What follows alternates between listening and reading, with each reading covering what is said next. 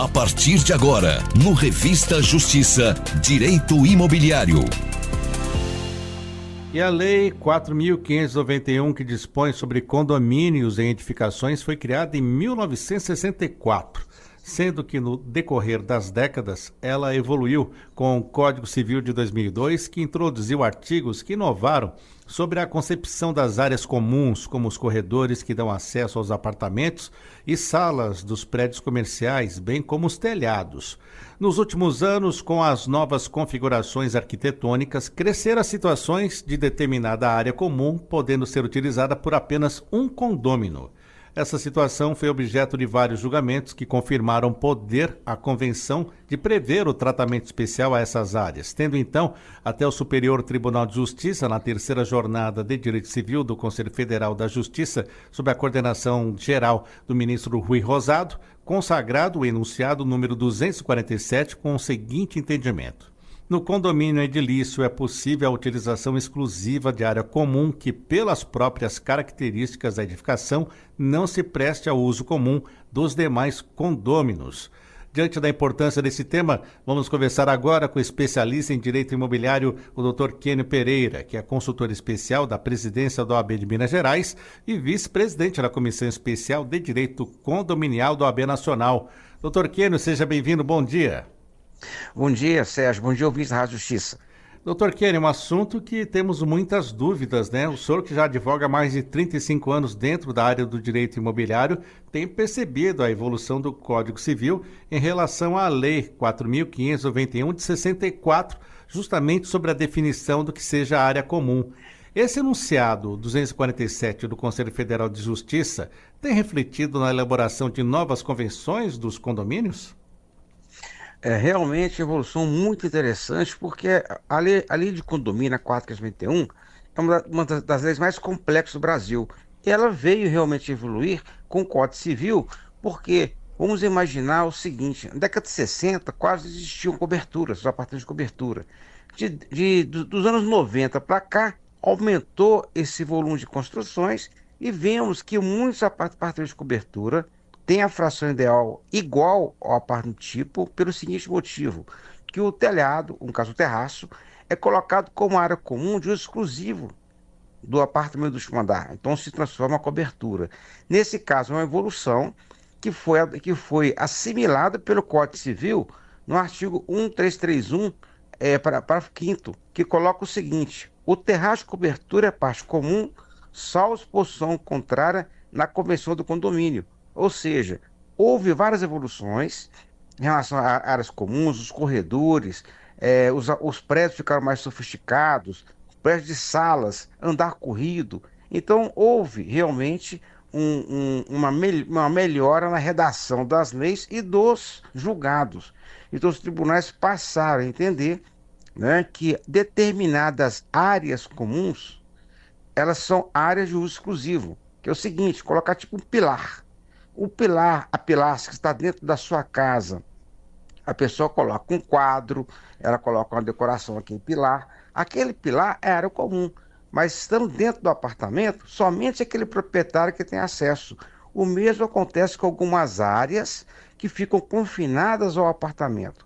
Então, a evolução veio realmente a beneficiar a convivência do condomínio com o melhor aproveitamento dessas áreas comuns, gerando inclusive tranquilidade, evitando conflitos.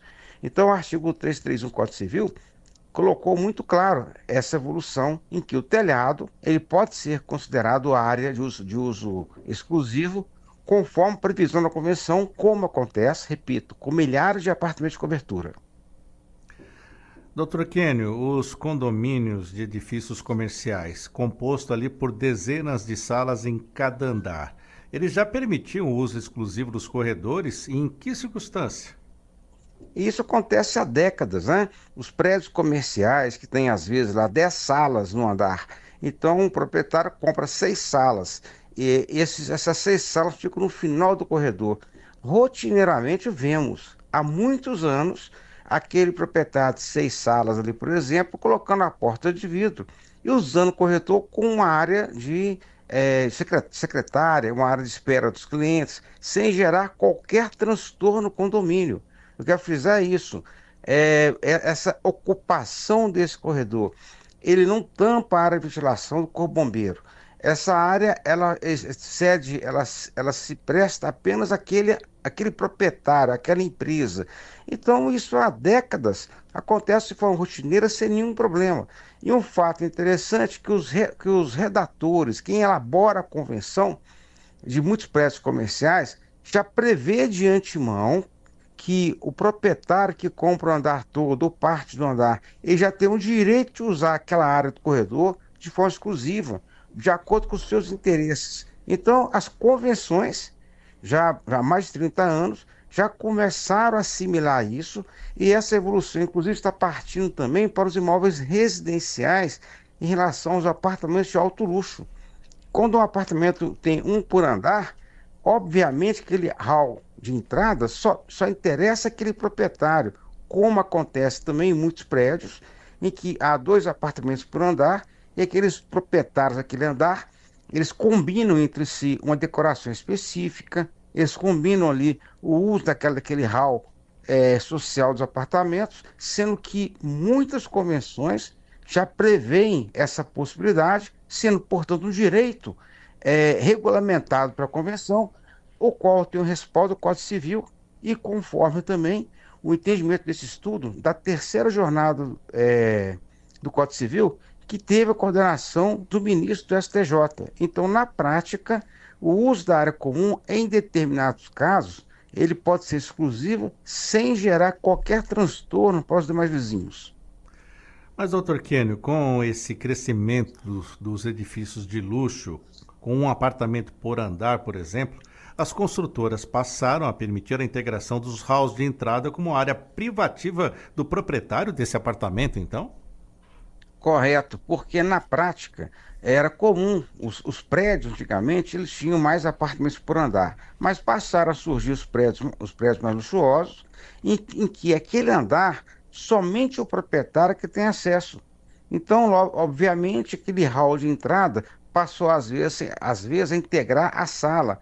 Tem prédios, inclusive, que já são entregues ao proprietário, em que o elevador já abre na sala.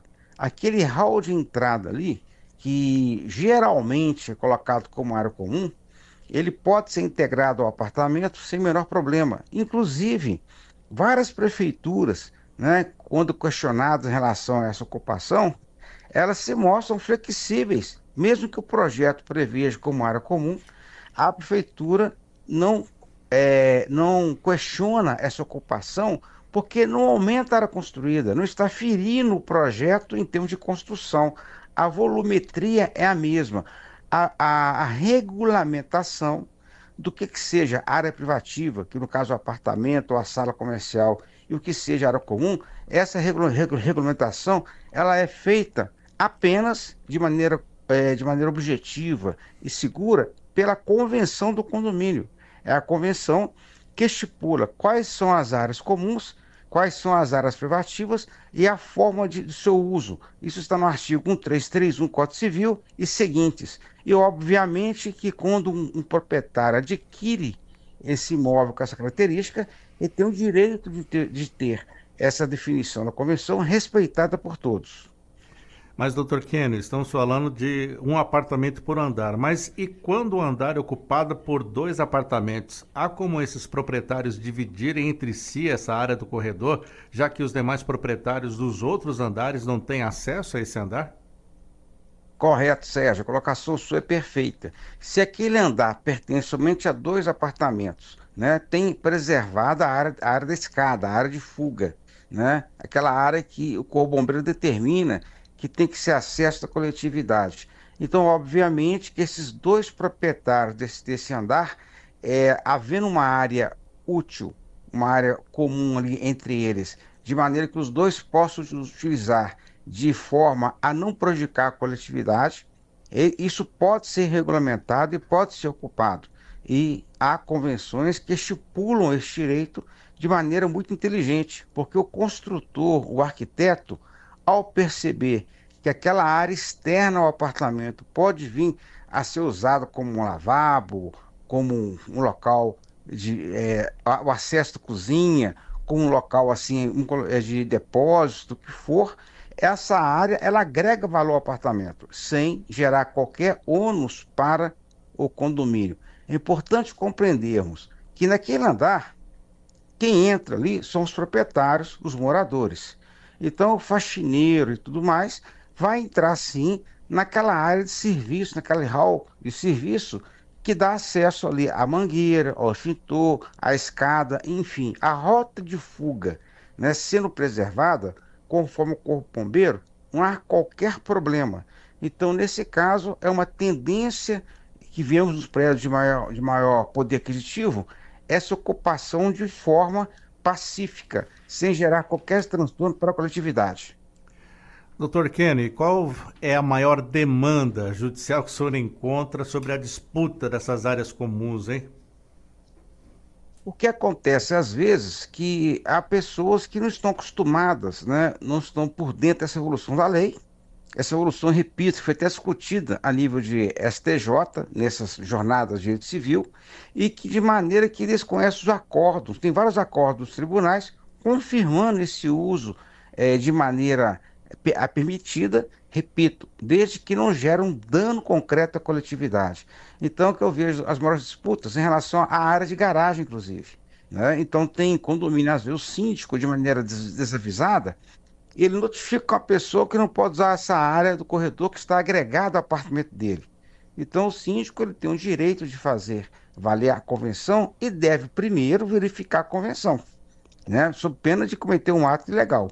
Outro fator interessante que você colocou, Sérgio, sobre a garagem aí, no caso, tem garagens que cada apartamento tem direito a 2 vagas, mas em função da instalação das pilastras, dos pilares, uma vaga ficou maior do que a outra, então aquela vaga cabe 3 automóveis. Aquela área ociosa, encravada, que somente de determinado proprietário tem acesso, ele pode parar o terceiro carro, porque não está parando na área de manobra, não está parando na área de acesso dos demais condôminos. Então, há áreas encravadas na garagem que automaticamente pode vir aderir, acrescentar a propriedade da pessoa. E isso acontece com muita frequência, sendo que o construtor, muitas vezes, ao entregar o apartamento para o proprietário e vendo aquela área ociosa, ele esclarece: essa área você pode usar, porque ela está encravada. Então isso é uma situação que não gera dano a ninguém. Por quê? Se ninguém tem acesso àquela área encravada, então por que não permitir que a pessoa venha utilizar? Então o ponto-chave é esse. É esse que tem sido o entendimento dos tribunais em relação a essas áreas que ficam encravadas, que somente determinado proprietário tem acesso. E proibir esse acesso é um contrassenso, isso fere a função social da propriedade. Então, se essa área está encravada por uma situação, às vezes, até a lei e a vontade do construtor, em função da instalação dos pilastras, dos pilares, obviamente, esse proprietário pode vir utilizar e pode vir para o seu terceiro carro, de maneira a não gerar dano para os demais vizinhos. Uma outra pergunta que já chegou aqui para mim, doutor Kenny, sobre a utilização das áreas comuns. A convenção foi e permitiu que aquela área comum seja utilizada pelo proprietário de imóvel. E uma outra convenção pode destituir, tirar esse valor que já foi concedido, esta utilização que foi concedida no passado? É uma boa pergunta, um fato interessante. O que regulamenta a propriedade imobiliária condominial? É a convenção. Essa convenção, uma vez registrada, ela não pode ser mudada. Ela pode vir a ser alterada por 2/3 as questões administrativas. Eleição do síndico, votação de benfeitorias, coro de obras e tudo mais. A questão de rateio de despesas, isso pode ser mudado com 2/3 dos condôminos. Agora, a questão da propriedade, somente com votação unânime, ou seja, se determinado apartamento ele tem direito a usar uma área comum de maneira exclusiva, como acontece com a cobertura, somente com a anuência daquele proprietário, ele renuncia no direito, que isso pode ser mudado.